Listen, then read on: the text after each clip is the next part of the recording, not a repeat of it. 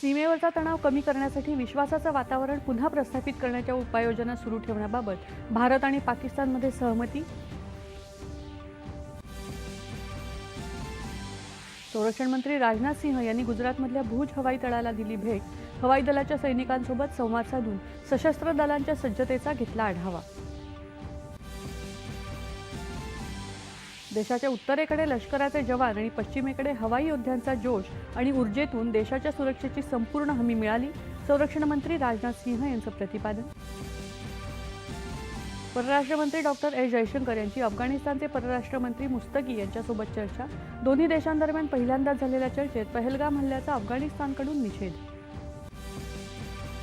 अफगाणिस्तानमध्ये विकास कामांना चालना देण्यासाठी भारताच्या वचनबद्धतेची जयशंकर यांची ग्वाही. व्यापार, चाबहार बंदर आणि अफगाणी व्यापारी आणि रुग्णांना व्हिसा सुविधा यावर चर्चेत भर.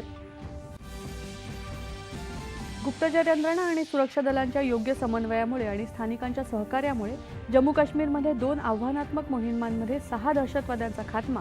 सुरक्षा दलांची माहिती. अखिल भारतीय व्यापारी महासंघाकडून प्रमुख व्यापारी नेत्यांच्या राष्ट्रीय परिषदेचं आयोजन. पाकिस्तान समर्थक तुर्की आणि अझरबैजान यांच्यावर व्यापार बहिष्काराबाबत घेणार निर्णय. भारतीय सैन्य दलाच्या कारवाईच्या गौरवार्थ देशभरात विविध ठिकाणी काढण्यात येणाऱ्या तिरंगा यात्रांना नागरिकांचा उत्स्फूर्त प्रतिसाद. जम्मूमध्ये 10,000 नागरिक तिरंगा यात्रेत सहभागी. जागतिक अनिश्चित अर्थव्यवस्थेत भारतीय अर्थव्यवस्थेची वेगानं वृद्धी. भारतीय अर्थव्यवस्था 6.3% वेगानं वाढण्याची अपेक्षा संयुक्त राष्ट्रांच्या अहवालात व्यक्त.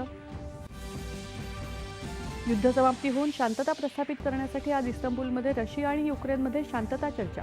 या चर्चेत दोन्ही राष्ट्रांचे अध्यक्ष सहभागी न होता शिष्टमंडळ स्तरावर होणार चर्चा. राज्यात 100 दिवसांच्या कार्यालयीन सुधारणा कार्यक्रमांतर्गत सर्वोत्तम कामगिरी बजावलेल्या 5 महामंडळांची निवड. झोपडपट्टी पुनर्वसन प्राधिकरणानं पटकावला प्रथम क्रमांक.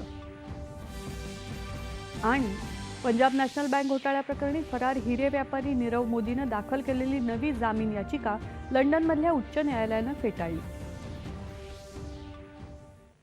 नमस्कार. एकच्या बातमीपत्रात मी आसा